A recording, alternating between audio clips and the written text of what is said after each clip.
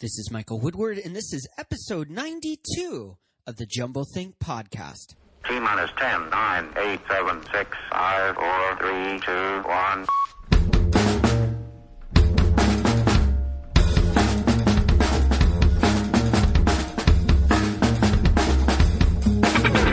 Welcome to the Jumblethink podcast, a podcast focused on telling the stories of dreamers, makers, innovators, and influencers. Along the way, we give you some tips and ideas of how you can chase your own big idea and dream and create the world you want to live in. Our guest on today's episode is Rachna Patel. More about Rachna in a moment. On Monday's episode, our guest is Jeffrey Shaw. Jeffrey has over 30 years' experience as a portrait photographer, and his photos have appeared in places like Oprah, CBS News, the O Magazine, People Magazine, the New York Family Magazine, and his articles have been featured on the Huffington Post. He is also a host of an incredible podcast called the Creative Warriors Podcast. Recently, he wrote a book called Lingo, Discovering Your Ideal Customer's Secret Language and Make Your Business Irresistible.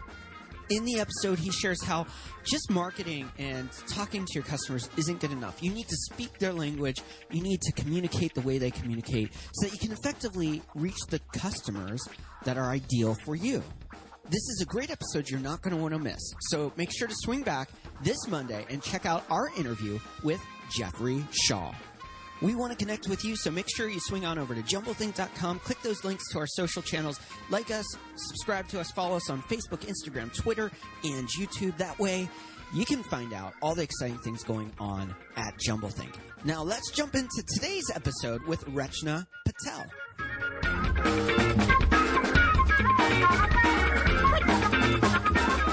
Hey there, welcome to the Jumblethink podcast. My name is Michael Woodward, and I am the host of the Jumblethink podcast.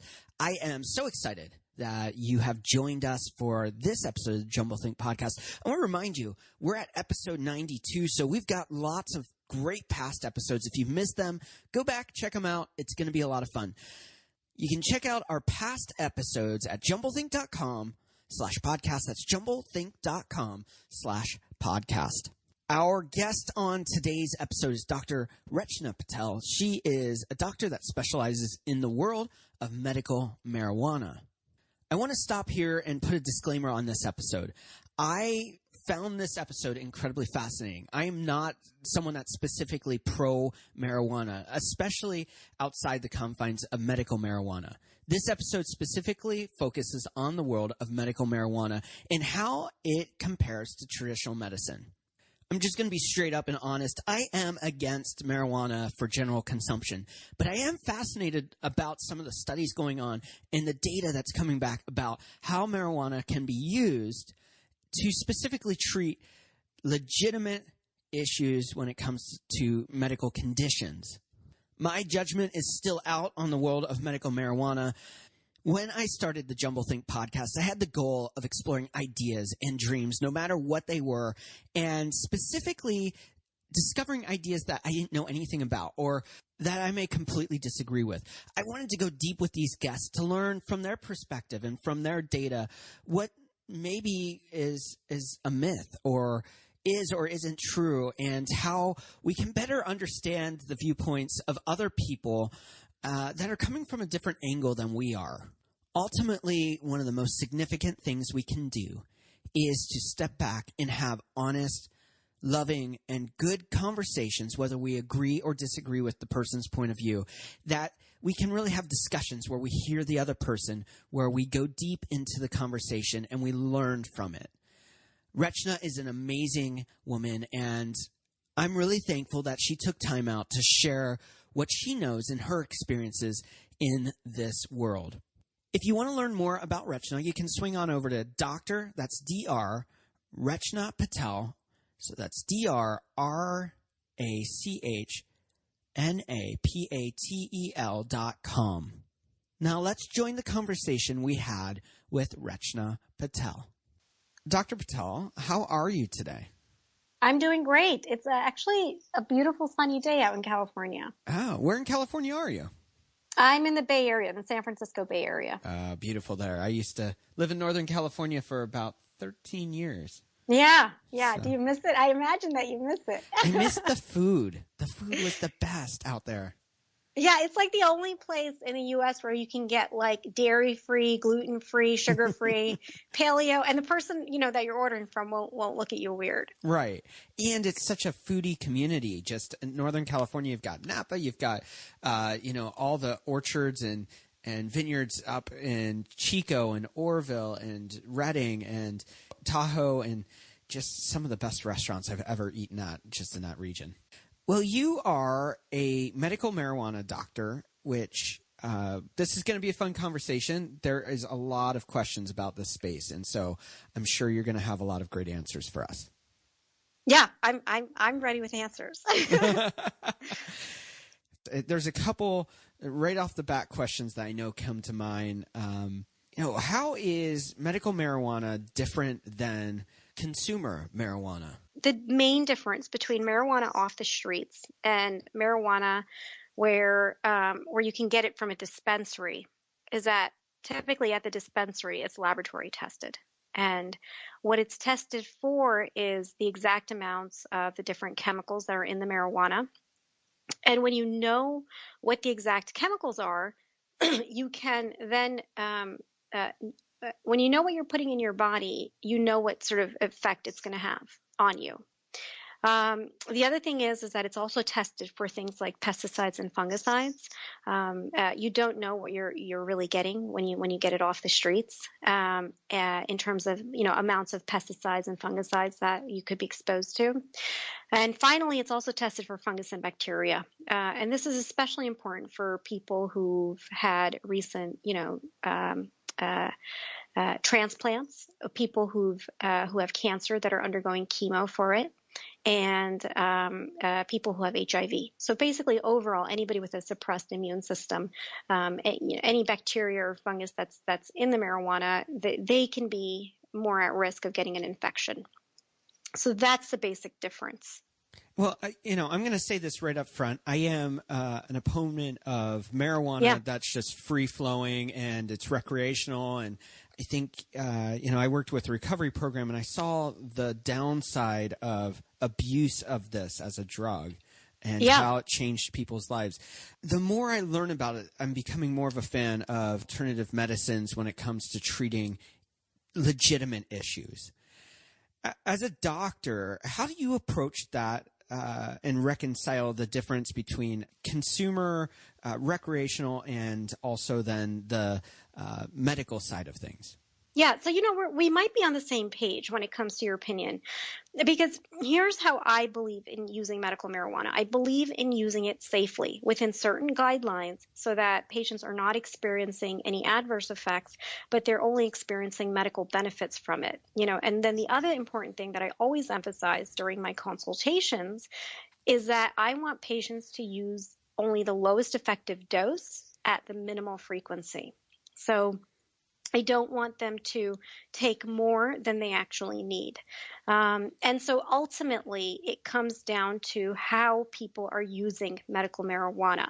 If I understand your question correctly, are you asking me how I distinguish between someone who comes into my office who's a recreational user versus a medical user? Is that what you're talking about?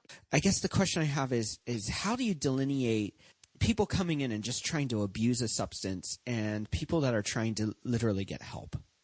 Oh, sure. So, I take a very thorough history in terms of, when patients are coming in. I'm going through their medical history. So, they come in with a condition, what they've used for that particular medical condition, what the exact symptoms are, how long they've had those symptoms, et cetera, what's worked for them, what has not worked for them. Every once in a blue moon, I get like the 18-year-old who just turned 18 the day before, and all of a sudden, is claiming to have anxiety. And obviously that person I'm not issuing a medical marijuana card to.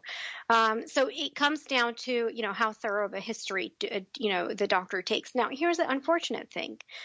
The industry has shady roots, even when it comes to the medical practice of it. There have been clinics that have popped up and they're hardly spending time with the patient, maybe all of 5 minutes. Wow. The doctor's barely having a conversation with the patient, and they're just handing out cards like candy. So it's really, how the doctor practices. And I would say when it comes to the rules and regulations and just how I practice medicine in general, I believe in the approach of being thorough. Yeah. And the other thing is that, you know, I have to go to bed at night knowing the actions that I took. So I certainly don't believe in issuing a card to somebody where it's not justified. You mentioned medical practice as a whole. Is medical marijuana the only practice you have, or do you do more than just that? This is all I specialize in. Okay. Is just medical marijuana. Yeah. Yeah. And there's a lot of questions about the legality of this. And I know it varies from state to state and location to location. And what do people need to know about the law and how it impacts this industry and impacts what you're doing as a doctor? Yeah. So the law falls into one of three categories in the United States. You have the states where marijuana is still considered criminal. Any possession of it is. And, obviously there are consequences for having possession of marijuana there. Now, there are states where marijuana is legal for medical use. And in those states, typically you have to see a physician who has to generally take a thorough history and then approve your use of medical marijuana. Basically, deem it beneficial for you to use medical marijuana for your particular medical condition. Now, in those states, there can be one or two additional steps, right? So the state can then require that the physician or the patient then submit the paperwork to the state, and then there's a further approval process. And then the state will then, based on their discretion, issue a card or not. In some states, this is mandatory, this extra step. In other states, such as California, and I believe Washington State as well, this step is voluntary. So in California, for instance, you can go see a doctor. The doctor can issue the paperwork, and then you can, right away go and gain entry into a dispensary. There's no waiting process to get approval from a state. And then finally, we have the states where marijuana is deemed illegal for recreational use. And right now we have 7 states plus the District of Columbia where it's legal for recreational use. Now, how far? I know Colorado's pretty far along in terms of implementation. So is Oregon and Washington. I'm not certain about the other states like Maine and Massachusetts, as well as Alaska. So, and then there's also Nevada as well. So that's really where it falls in the United States. I can tell you that 28 states have legalized marijuana for medical use in the United States. What do people need to know about the deregulation of the substance and how it impacts their health and potential ramifications from using marijuana outside the confines of working with a doctor? Yeah, so a couple different things here. Number one, and I'll dive into details in a bit, but there are groups of people who should be using marijuana in general with great caution because it can do them harm. The other thing is that what's nice about the states that have legalized marijuana for recreational use is that the state is now heavily involved in regulation. And what that means is that there's a higher standard for the quality of product that's being sold. There's more regulations that have to be abided by. The third thing is that there are a lot of people out there that don't want to leave a paper trail, when it comes to using medical marijuana.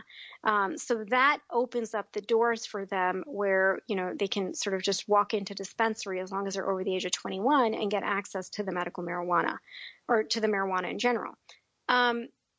Back to what I said about groups of people that need to use it with great caution. At this point, there's about 5 groups that I would say need to use it with great caution.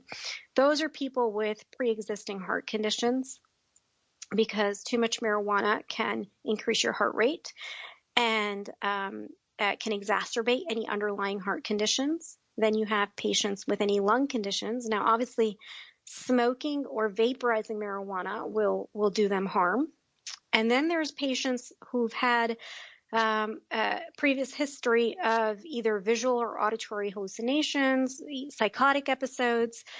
If they overdo marijuana, they're more prone to having these psychotic episodes. Then there are children. There have been cases in Colorado where children who have accidentally consumed too much marijuana, basically they consumed a chocolate bar thinking it's chocolate, not realizing that it's medicated, and they've ended up in a comatose state in the emergency room. And then finally, there are women that are pregnant and or breastfeeding or planning to become pregnant. I generally don't recommend the use of medical or recreational marijuana in these women because we don't know what effect it's going to have on a growing fetus or a growing baby. So, it's sort of a multidimensional the pros and cons when it comes to legalizing for recreational use. Overall, the goal is that whoever's using marijuana should use it safely. I want to dive into the part that I'm most excited about talking about on this, and that's there is a massive opioid abuse issue. There's prescription drug fallout from side effects that weren't known or experienced in testing, and we all see the commercials, and half the commercial is a disclaimer, or the other half of the commercials are ones talking about how if you're a victim of these side effects because of this drug or it caused this, then you might get a claim. Medical marijuana has been happening now for a while, and it seems like it is a safer option than some of these more opioid or prescription-based medications. Tell us a little bit about how medical marijuana and traditional drugs stack up, the differences, and maybe why we need to be having this conversation more about the benefits of medical marijuana versus the benefits of traditional drugs. Yeah, so being trained in emergency medicine, I have firsthand experience with the worst case scenarios of these prescription pain medications, right? So I was sort of in the position where on the one hand, I was handing out prescriptions for these pain medications, but on the other hand, what I saw was people coming back complaining of side effects, and typically these side effects were treated with additional prescription medications. Yeah. And then there were people who became addicted to the prescription medication. So, they would come into the emergency room looking to get their fix. Right. Because in the ER, you administer medications IV. Yeah. And, typically they were labeled as drug seekers. And then finally, I was also in the unfortunate position of having to resuscitate patients that overdosed on these pain medications, right? And really, that's what compelled me to go into medical marijuana, because I really didn't feel like I was making a difference in people's lives. The main thing that you treat in the emergency room is pain. But what we were mainly prescribing, I just walked you through, what I saw.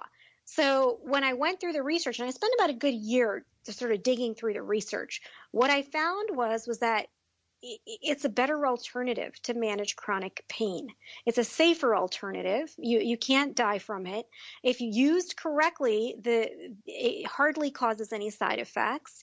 And when it comes to its addiction potential, there is one, but if you're using it within, moderation, it reduces that addiction potential significantly. Now, the interesting thing about addiction potential is that it's a fat-soluble substance. Okay. Many other substances are water-soluble, right? So like opioids, for instance. So if you stop taking it, it's out of your system, and your body starts to crave it because it doesn't have any supplies left. Right. With marijuana, because it's fat-soluble, it's still in your system, and you basically are naturally weaning off of it. So you can stop taking it cold turkey without necessarily experiencing any withdrawal from it. So it's a lot safer. It's a much better alternative. But I don't think that's something that Big Pharma wants to hear. Right. That was another question I really wanted to ask about is that there's been a stifling of research for a long time, and a lot of that was government regulated. Why was there such a hold up on this? Why was this fought so hard? And you mentioned big pharmacy, big medicine. What's going on here? Yeah, so let me put it into historical perspective. What I'm doing is not anything new. Between 1850 and 1937, marijuana was already available over the counter to Americans, and they were using it for things like migraines, to treat their pain, to treat menstrual cramps, to treat arthritis, and even treat opioid withdrawal. But what happened in 1937 is that you had a man named Harry Anslinger, and he instituted the marijuana tax stamp. So basically, any possession, any desire to sell marijuana, any prescription for marijuana came with a tax, and it was pretty exorbitant. So that essentially deemed marijuana illegal. And then you fast forward to the Nixon era when they came up with the Controlled Substances Act, and that's when they deemed marijuana a Class 1 substance. And that basically in and of itself, basically what that means is that they consider marijuana highly addictive and with no medical value.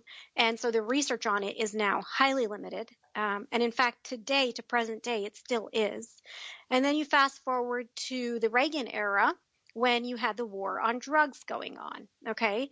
And there's this whole sort of propaganda push for how marijuana is a gateway drug. And so that's sort of the historical context of it, which is present day affecting us in terms of, doing further research on marijuana. That's sort of the biggest barrier at this point. Now, interestingly enough, there is a pharmaceutical company, GW Pharma, that's based out in England, and I believe they have partnered up with Bayer in the United States. And you can actually even Google this because patent applications are public information. Right. And they're available on Google. But they have applied for patents on special formulations of marijuana. I mean, is it any different than what you can get at a marijuana dispensary here? Not really. It's just made under more standardized conditions. So they're applying for patents, and we'll have to see what sort of direction that takes in terms of see if that in and of itself has any impact on regulation. So yeah, we'll have to see how things go. What's the data tell us? How does this impact certain conditions? How does this help? Or when is this the wrong thing for patients? And, how does it exactly work? Yeah, sure. So the most common conditions that I treat are chronic pain, anxiety, and insomnia. And I would say I've had a success rate of up to in the 90% for these conditions, right? But here's the thing. Let's put it into perspective. It's not a cure-all. There's definitely been claims made on the internet where you'll find people claiming that it cured their cancer. Not necessarily the case when it comes to cancer. There is research that's been done in animal models, so mainly in mice and in rats, and also in petri dishes that shows that, yes, marijuana has some anti-cancer properties, but we don't know how this translates in humans. So it depends on the medical condition that's being treated. For some conditions, it works far better than pharmaceutical medications. For other conditions, it actually doesn't. For other conditions, the pharmaceutical medications work better. So it's just going to depend on the medical condition itself. Let's back up to the beginning of your journey. What was your motivation for becoming a doctor, and why are you so passionate about it? Yeah. So it goes back to my background, how I grew up. So, I come from an immigrant family. My parents came to this country not speaking a lick of English. So, a lot of the work that they did, my father worked as a cashier at Duane Reade as his first job. My mom worked at a factory. And interestingly enough, they made it. They worked their butts off and they made it. And one of their main priorities was that they wanted to give my brother and I, access to the best education possible. Now, I grew up in Jersey City, New Jersey, which back in the 80s, it's a lot different than, than it is today. Yeah. But back in the 80s, it was very affected by, a lot of the drug-related crime. But I was living in the hood pretty much, right? Okay. But I was lucky, right? Yeah. Here I was, I came from a family where I had both parents. They, worked hard enough to send us to private school because it was actually too dangerous to go to the public school there, because you had to walk through a metal detector. There were kids carrying weapons, knives, guns, things like that. And my mom did not want that, us exposed to that. So around the age of 12, my parents, we moved to Morris County, one of the suburbs of Morris County. And this suburb had the top ranking high school in all of New Jersey. And it still does, actually. Now, granted, we didn't live in the nicest of areas in this town. We had like the NJ Transit tracks running through our backyard. Okay. But we had the access to the best education, right? And so I saw this as a privilege that here, where I came from to where I was, I now had access to the best education. I got myself into top ranking university, got myself into med school. So how do I best make use of this education? How do I give back with what, the universe, God, call it what you will, gave to me? And so I decided to go into medicine. I was naturally just strong at the sciences and the maths. And so combine that with medicine, it just made for a really good fit, with a purpose and my natural strengths as well. And then specifically, I chose emergency medicine because I wanted to help those that are in dire need of help. In the United States, we have laws in place where regardless of the person's ability to pay, if they come to the emergency room, you have to treat them. And if you don't have the resources to treat them, you send them over to the nearest hospital that can. And I like that, I can still treat patients. But unfortunately, like I mentioned, what I was seeing was that I was just sort of handing out prescriptions where it wasn't really making a difference. And so, here I am now in medical marijuana. But here's the thing. I feel like medical marijuana has the potential to change the face of medicine. Because if you think about it logically, who in America, let's just think about America, not the rest of the world, who in America doesn't struggle with anxiety, chronic pain, or insomnia? And for a lot of these conditions, what's most commonly prescribed are prescription medications, right? Yeah. And so if this plant can replace that, and a lot of times, like I said, patients can take this minimally on an as-needed basis, and it works, it has the potential to change the face of medicine. So I feel like now I can make an even greater impact. I think of, back to the time when I was in India. I was on a medical mission trip, and there was this father who came in with a daughter who had a fractured arm, and that's painful. Anybody who's had any broken bone. Yeah.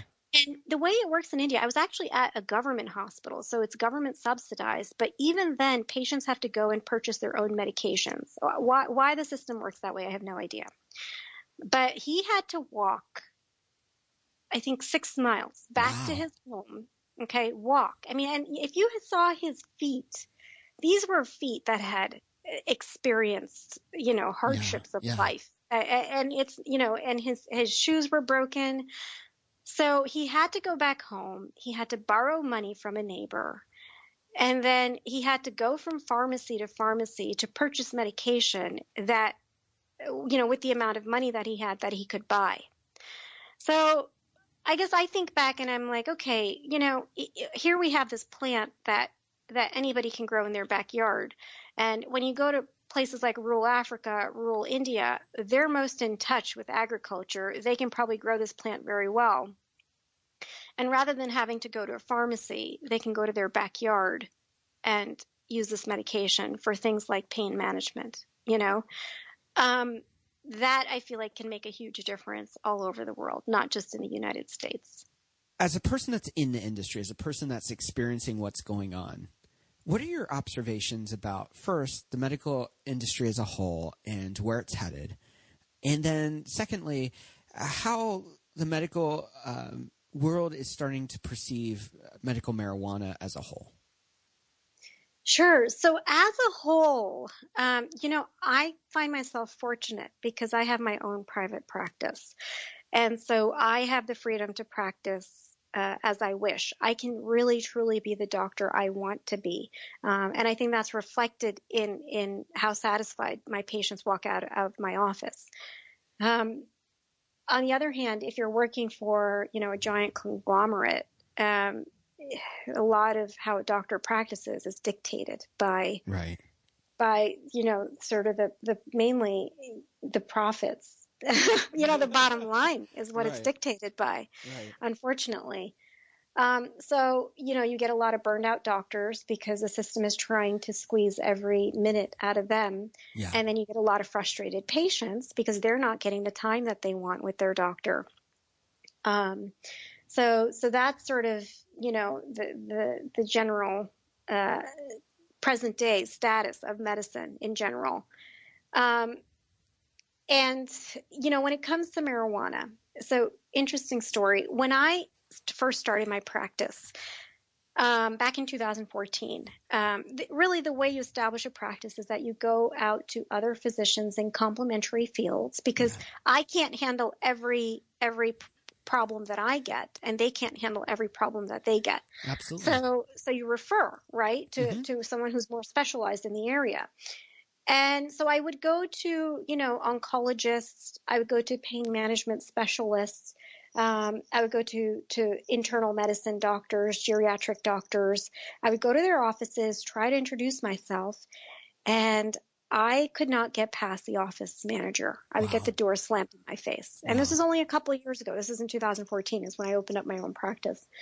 And now, fast forward 4 years later, we're at the point where I am getting referrals from doctors from Stanford University who I've never even met. Wow. And so, you kind of, there aren't very many options. You have this opioid epidemic going on. So doctors are more and more resistant to prescribing opioids. In conventional medicine, then you don't have very many options. Really, doctors will turn to antidepressants. They will turn to anti-seizure medications. Those are sort of the next in line in terms of pain management. So this is a good alternative. But it's not really being talked about much as an alternative to the opioids for managing pain specifically. So we have made progress. I think, relatively speaking, it's quite a bit of progress. Do we have a long way to go? Yeah, definitely. What would be one area in this space that you would like to see more research around, more data, more information that would just you think that it would take it to the next level and become something that's a little bit more vetted and more acceptable based on data-driven information instead of just experiential and some basic data, but really going deep like they have with some of the other medications, with some of the other options out there? Yeah. So basically, how the heck does it work? What chemicals is biochemically, what is it affecting? Okay. I mean, I kind of have a general idea based on the research, but again, it's only done in animal models. For instance, let's talk about migraines, just as an example. Sure. So a lot of times it's believed that chronic migraines are caused from a serotonin deficiency. Yeah. And so what's commonly prescribed are what are called triptans, a class of medications called triptans. And what they do is that they impact the serotonin pathway so that there's a greater amount of serotonin in the body. And that helps to reduce the migraine headaches.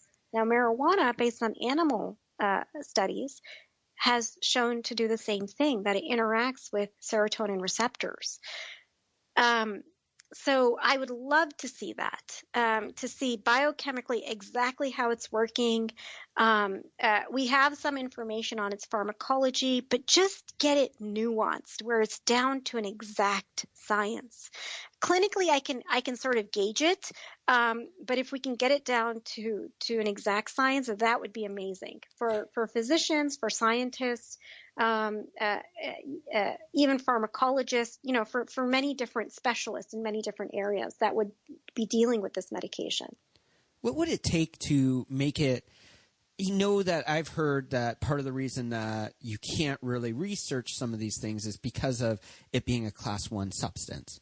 Mm-hmm. What would be the change or shift that needs to happen to really get real good information and data around this? What would have to change from a regulation standpoint, from how pharmaceuticals look at this? What would need to change so that some real information could be gathered on this? I don't know. Maybe like pour money into lobbyists. I mean, that seems to like move the needle in a big way right now in DC. Yeah. So I don't know. I really like it's really a catch-22. Think about it. It's a class 1 substance, so you can't do research on it.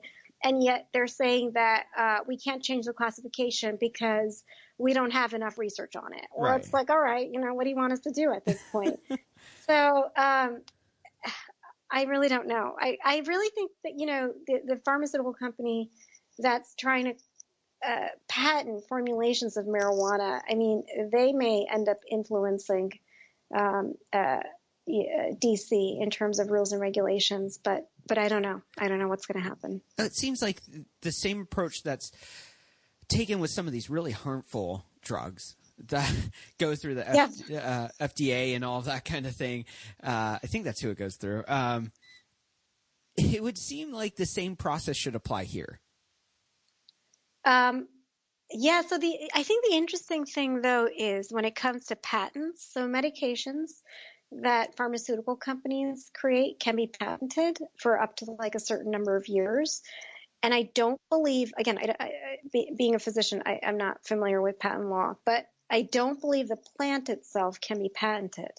So not enough money behind it from a pharmaceutical to actually step into it. That might be one of the other things. Unless you can patent a certain formulation of it, then I don't know, which is, I think that's what this pharmaceutical company is aiming to do. Okay. So, that my dad always says, money talks. Right. So that may be what it comes down to, Yeah.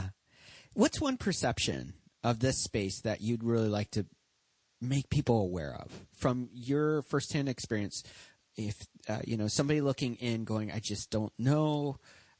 I my entire life I've heard that this is bad. What would be the one perception, one thing you'd want to tell them? That it can be used safely without experiencing side effects, right? So basic concept I'm going to talk about here. Okay. Every medication has a dosing range, okay? Yeah. So there's a subtherapeutic range. You're taking too little, it's not doing anything. There's a toxic range where you're taking too much, it's causing side effects. And then there's that sweet spot, the therapeutic dosing range, okay? That's typically where you want to fall into. If you use marijuana within that window, you're going to experience the medical benefits without experiencing side effects. Now, the experience that most people have of using marijuana, it's typically back in high school, back in college. They probably overdid it. And they experience, things like paranoia, anxiety. They probably got like really, really hungry, and like ate everything in the refrigerator. So what they experienced was a toxic dose of marijuana. Okay. When I have patients come in, when they experience a therapeutic dose, it's a much different experience. Okay. Where you're getting the medical benefits. You're able to function. It's not impacting your productivity or your performance. And that's really what I want for my patients, because a lot of times things like chronic pain, anxiety, and insomnia, what does that do? That impacts a person's ability to function, to be productive, to engage in meaningful relationships with the people that they love. Yeah, and that would be not good. Yeah. There's so much that could be talked about with this. I wish there was more information out there when it came to what we've talked about it already, but just that data sets that give us real good information. But I definitely think it's a conversation we need to be having more with, and that we really need to be figuring out how this fits into a true medical world where we can alleviate some of the downfalls of the methods that we're currently using and have a solution that, like this potentially could be, that really changes addiction, it changes issues with the side effects. I think it's a really interesting thing what you're doing, and I'm excited to see as we get more information, as we get more experience behind this from a medical standpoint, where this can go and how it can solve some of the other issues that are being caused by our current methods. Yeah, definitely. And, there's one more thing I wanted to touch on. Yeah. This whole concept of marijuana being a gateway drug. Okay. So let me just give you some facts, and you can sort of derive your own conclusion from that. So there was a research study done back in around 2010. It was done all over the world. And so what they did was that they looked at statistics, numbers in different countries of marijuana use and then use of other illicit drugs. So by the gateway theory, you'd figure, okay, if the marijuana use is high, then the use of illicit drugs is going to be high, and vice versa. If the use of illicit drugs is high, then probably it's because they were all using marijuana at some point. So interestingly enough, in Japan, the use of illicit drugs by the age of 29, about 89.3% of the population has used an illicit drug by the age of 29. Wow. And so by the gateway theory, what would you assume? You'd assume that same thing, about 89 point some odd percent of the population has also used marijuana by the age of 29. Not the case. Only about less than 2% of the population has used marijuana by the age of 29, whereas they've used 89% of the population has used an illicit drug by the age of 29. Okay, so that kind of blows the whole theory of marijuana being a gateway drug out of the water. Now, the other thing that they looked at was they looked at a country like the United States back in 2010 and a country like the Netherlands. Okay. And back then in the United States, marijuana was not easily accessible. You couldn't just walk into the dispensary like you can in Colorado right now. But that was the case at the cafes, at the marijuana cafes in like Amsterdam, for instance. So, you'd assume, okay, well, there's probably, more people using marijuana in Amsterdam, so they probably have a greater use of illicit drugs in that country. Again, not the case. Back in 2010, there was a greater number of people using illicit drugs in the United States than in the Netherlands, even though those people had easier access to marijuana. So again, the data sort of speaks for itself. It's a matter of just having the data to come to these conclusions. Yeah. So yeah, I think with a lot more information, we can make tremendous strides in medicine itself. It can I think tremendously change how pain is managed very simply, but then also anxiety, insomnia, a whole slew of other conditions as well, like multiple sclerosis, Parkinson's. It helps in many different ways. For patients who are going through chemotherapy for cancer, helps them with nausea, helps them with vomiting, helps them with their appetite as well. So it holds a lot of potential that hasn't really been tapped into. There are going to be some people who might want to learn more about this or connect with you. How can they do that? Yeah, so the easiest way is going to be to go to my YouTube channel.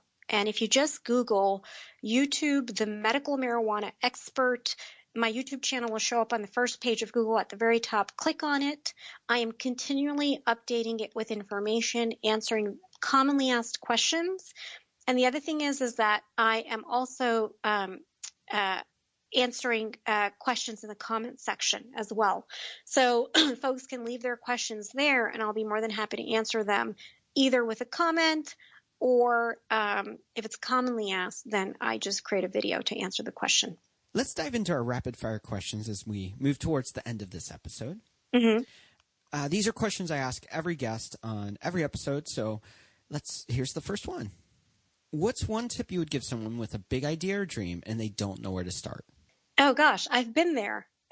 Start somewhere. Okay. Just start somewhere. Don't doubt yourself. Don't live your life in fear. Take the first step, whatever that step is. Life is a trial and error process. So go and make that trial. What's one change you'd like to see in the world? Just one change. I would like to see many changes. I would like to see people have equal access to education. You can see what difference it's made in my life.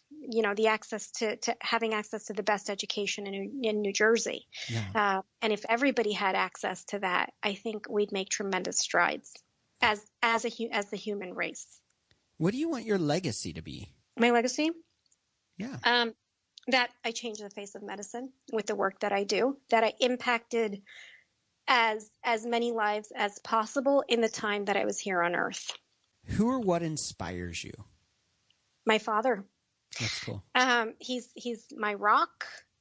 He's taught me to not live my life in fear. And the most important thing he's taught me is that he's taught me to see humans equally.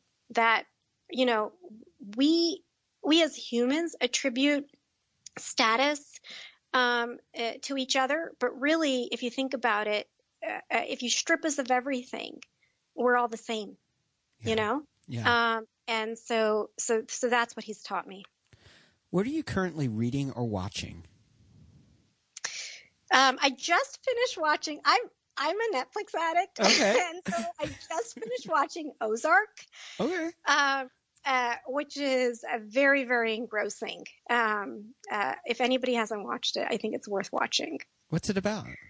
It's about this guy who's a financial advisor who gets sort of entrapped with the drug world. Okay. Yeah. Interesting. The final question I ask every guest, and it's my favorite thing to ask everyone out there, is what is one dream you're still wanting to fulfill in your own life? I'm grateful for everything that's come my way. So anything more that comes my way, it just sort of adds to that gratitude box. So I don't know. I live every day a day at a time. I have big goals and dreams, but I think you just kind of have to leave it up to the universe at the end of the day. Trust the universe. It's a blind faith, but I blindly put my faith in the universe. Rachna, it's been really fun to talk to you, and so thanks for taking time out to share your story and share some insight into the world that you work in. Yeah, thank you for giving me the platform to relay my message. Once again, I want to thank today's guest, Dr. Rachna Patel, for taking time out to share her story and the impact she's making on the world. Make sure to swing on over to jumblethink.com/podcast to check out past episodes, find links to all of our amazing guests, and to catch up on the latest things going on at Jumblethink.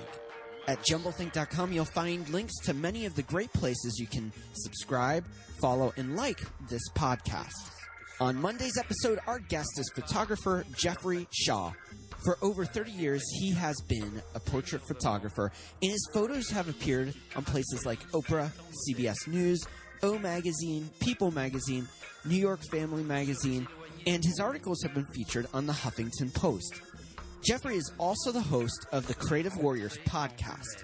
Recently, he wrote a book called Lingo, Discovering Your Ideal Customer's Secret Language and Make Your Business Irresistible. It's a super fun episode. We talk a lot about understanding how to communicate to your client instead of marketing or selling to your client. It's a key to opening possibilities for growing your business. Super fun episode. So make sure to check out that episode this Monday. Chasing your big idea and dream can be scary. It can be lonely. It can be overwhelming. And the obstacles can be unknown. I know this because I've been there. I've started my own businesses, and I've faced many of the challenges that you may be having, many of the same fears. I want to help you on your journey. Swing on over to jumblethink.com/contact. Drop me a quick note and let me know how we can help you in chasing your big idea and dream. I want to start that conversation with you. I want to walk with you on your journey, and I want to help you make that dream, that big idea, into the reality you've always hoped it could be.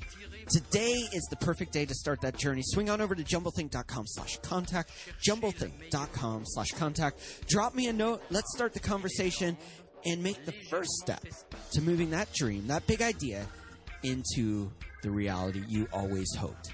Thanks again for tuning into today's episode. It is an honor to have you listening to the podcast. I hope you've enjoyed it. Now go out there, do something awesome, and change the world around you. En avant. en arrière, sur les côtés. Vous êtes une autre personne. Les mères de famille, les enfants, peuvent également prendre un moment revitalisant. Dans quelques mois, lorsque vous aurez bien saisi la technique et que vous serez maître de votre corps, vous pourrez vous décontracter même en travaillant.